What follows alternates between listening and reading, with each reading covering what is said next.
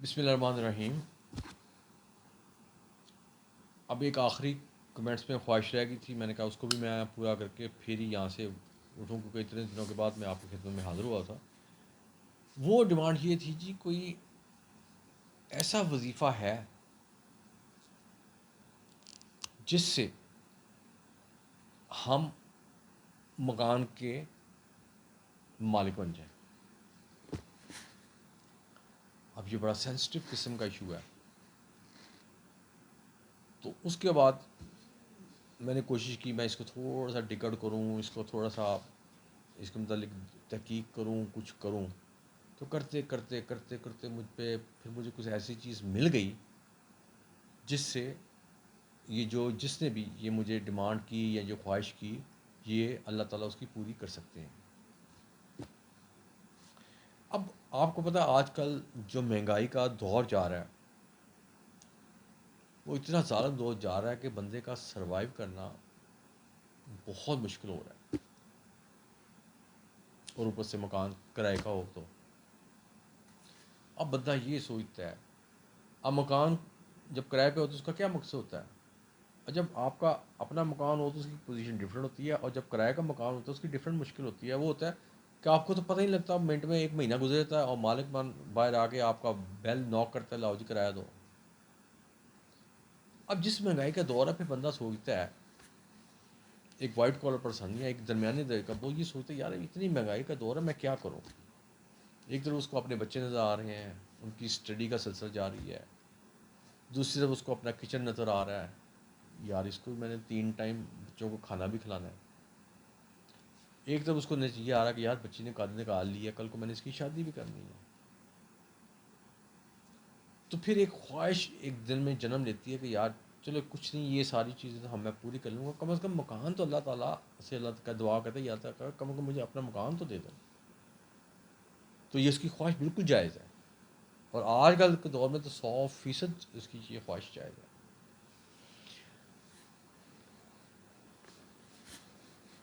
اور میں آپ کو یہ بتا رہا تھا کہ جو بندہ کرائے کے مکان میں رہتے نا، اور اوپر سے مہنگائی، آپ تو سمجھے کہ وہ تو بالکل ہی پس جا. اور ہر یہ بندہ چاہتا ہے کہ میرا، جیسے میں نے کہا کہ میرا اپنا مکان ہو. اب سوال آتا ہے کیسے ہو، وسائل کہاں سے آئیں، روپیہ کہاں سے آئے، رشتہ داروں وغیرہ ادھر ادھر کسی نے ہاتھ نہیں آپ کو پکڑنا. تو یہاں میں آپ کو کہوں گا کہ یہاں آپ اپنا پختہ مان رکھیں کہ یار ادھر ادھر سے میرا کسی ہاتھ میں پکڑا، میری یہ خواہش پوری ہو جائے گی. اور وہ ایک ہی ذات کر سکتی ہے، اور وہ ہے اللہ تعالیٰ کی ذات، اور میں نے اس کا ہی ہاتھ پکڑنا ہے. اور یقین کریں جب آپ اللہ تعالیٰ کا ہاتھ پکڑتے ہیں نا، تو وہ اتنی مضبوطی سے آگے اس کو پکڑتے ہیں کہ آپ کو خالی نہیں لوٹنے دیتے ہیں. یہ چیز ہمیشہ یاد رکھیے. اس لیے میں کہتا ہوں کہ جب بھی آپ کے اوپر کوئی مشکلات یا مشکل آتی ہے تو آپ کو چاہیے کہ فوراً سے پہلے اللہ تعالیٰ سے رجوع کریں. اب جو لوگ چاہتے ہیں کہ جی ہماری اپنی رہائش ہو، تو ان کو میں کہوں گا کہ یہ آپ کو جو میں وظیفہ بتاؤں گا نا، آپ نے اس کو بڑی عقیدت کے ساتھ پڑھنا ہے، اور یہ سوچ کے پڑھنا ہے کہ اس کے کرنے کے بعد انشاءاللہ اللہ تعالیٰ مجھے اپنا مکان دے دیں گے. اور اگر آپ میرے چینل میں جائیں نا، تو اس میں مجھے یاد آ رہی ہے، میں مکان کا ذکر کر رہا تھا تو اس میں یاد آ رہا تھا، میں نے ایک ایسا وظائف بتایا ہوا تھا، اس میں نے کہا تھا کہ اگر آپ یہ پڑھیں گے تو میں نے شاید نمبر آف ڈیز بھی اس میں بتا دیے تھے کہ اتنے دنوں کے اندر اندر آپ ایک عدد مکان نہیں، ایک بہت بڑے بنگلو کے بھی آپ مالک بن جائیں گے.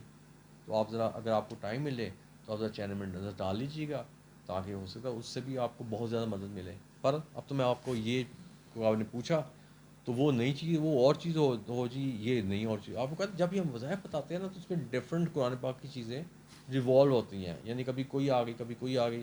وظیفہ کا جو آپ کا کانٹینٹ ہے، بعض اوقات آپ کہتے ہیں یار یہ کانٹینٹ تو ایک ہی ہے، لیکن جب آپ اس کو اندر سے اس کو جب ہم چیز بتاتے ہیں، جب آپ اس کو اسٹڈی کریں گے تو آپ کو پتہ لگے گا کہ نہیں، اس کے اندر جو چیز ہے نا وہ ڈفرینٹ ہے. اب آپ نے آپ نے خواہش کی کہ جی میں اپنا ذاتی میرا مکان ہو، اب اس کے لیے کیا کرنا چاہیے؟ اس کے لیے آپ نے روزانہ اللہ تعالیٰ کے 2 نام پڑھتے ہیں،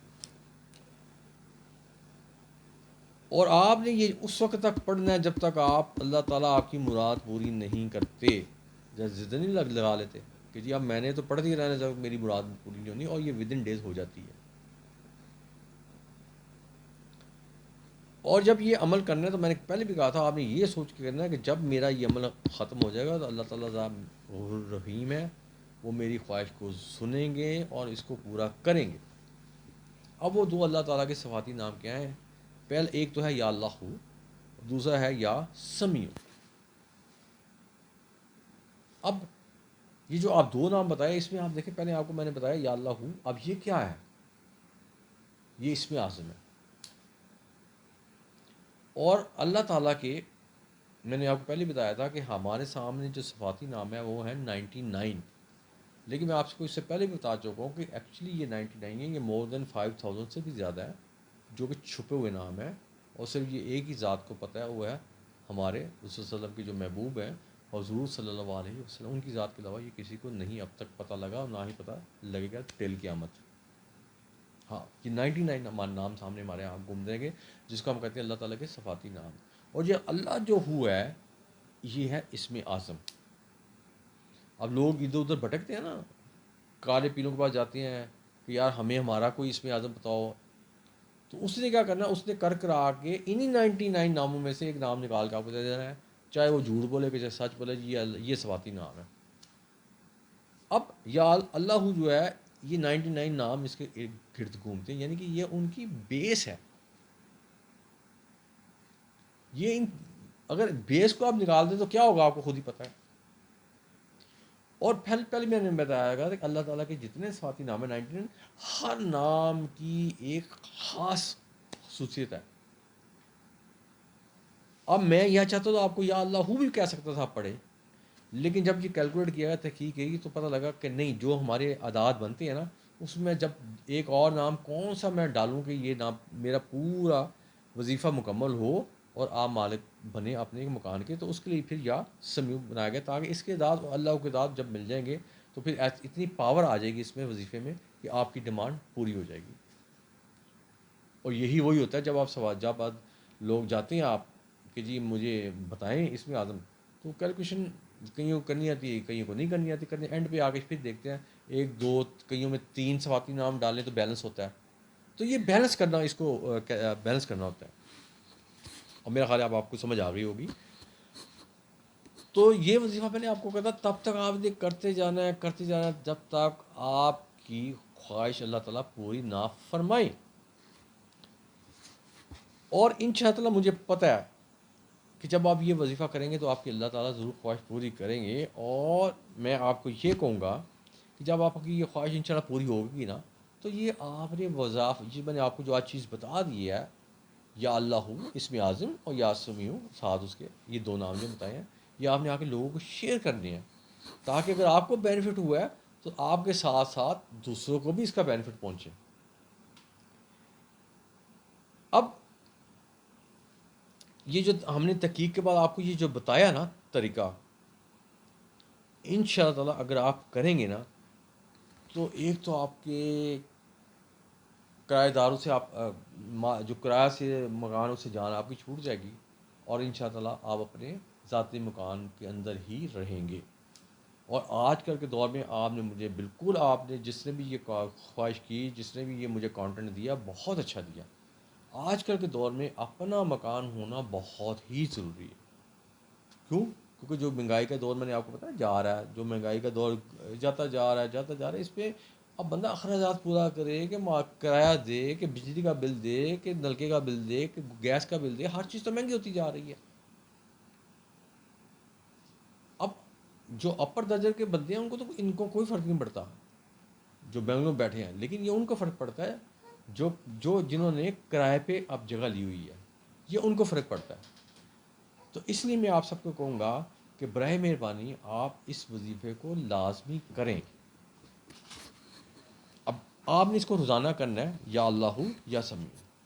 اب میں نے آپ نے تھوڑی سی اسٹرگل کرنے کے بعد، کیونکہ یہ کانٹینٹ کو تھوڑا سا پورا کرنا آ رہا تھا، لیکن شکر اللہ تعالیٰ کا کہ تحقیق میں یہ 2 نام آ گئے جن کو جو بیلنس ہو گئے، اور پتہ لگ گیا کہ ان کے کرنے سے 100% رزلٹ آئے گا اور آپ واقعی اپنے مکان کے مالک بن جائیں گے۔